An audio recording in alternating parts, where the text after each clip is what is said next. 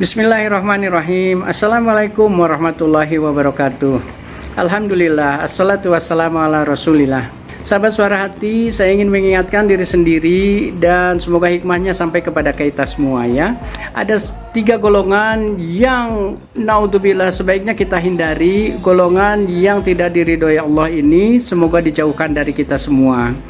Golongan yang dimaksud adalah, dan ingat, saya menyampaikan ini semata-mata untuk memperbaiki ibadah, semoga menjadi amal soleh yang kelak akan dibawa menghadap Allah ya. Golongan yang pertama adalah golongan kafaru. Kafaru ini adalah golongan orang-orang yang tidak keluar dari Islam tetapi melakukan pengingkaran gitu ya, melakukan perilaku menyimpang dari apa yang disyariatkan. Misalnya diperintah sholat, dia nggak mau sholat, atau misalnya sholatnya belang betong, dia diperintah zakat, diperintah puasa, dia nggak mau puasa, nggak mau zakat gitu ya.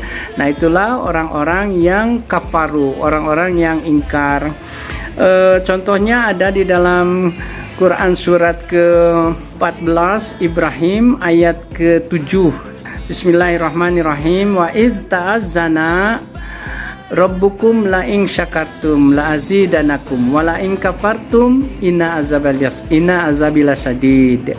Shadaqallahul adzim. Ingatlah saat Allah mempermaklumkan gitu ya, barang siapa yang bersyukur atas nikmatku maka aku akan tambahkan nikmatnya, dan barang siapa yang kafartum ingkar atas nikmatku maka sungguh azabku sangat pedih. Naudzubillah. Itu contohnya ya. Dan yang golongan yang kedua adalah golongan kafir. Nah ini dia, ini sering terjadi polemik di masyarakat kita. Jangan mudah mengkafir-kafirkan orang katanya. Tidak, sebetulnya kalau dipergunakan secara proporsional dan tepat guna, ini suatu bahasa yang halus dari Al-Quran menggolongkan orang kafir ini. Kafir ini adalah orang-orang yang masih menutup dirinya, belum membuka dirinya dari hidayah Allah.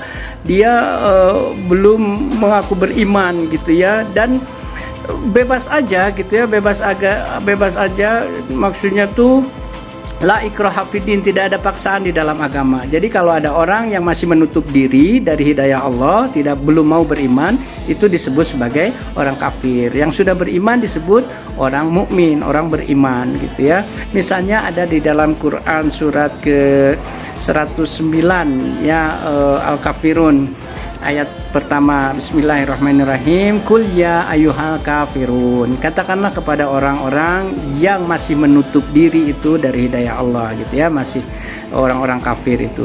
Nah, dan yang ketiga adalah orang-orang kufar. Kufar ini, Masya Allah, ini adalah orang-orang yang memusuhi Islam dari luar dan dari dalam. Mereka selalu mencari cara untuk menghancurkan Islam, melakukan fitnah baik dari dalam maupun dari luar.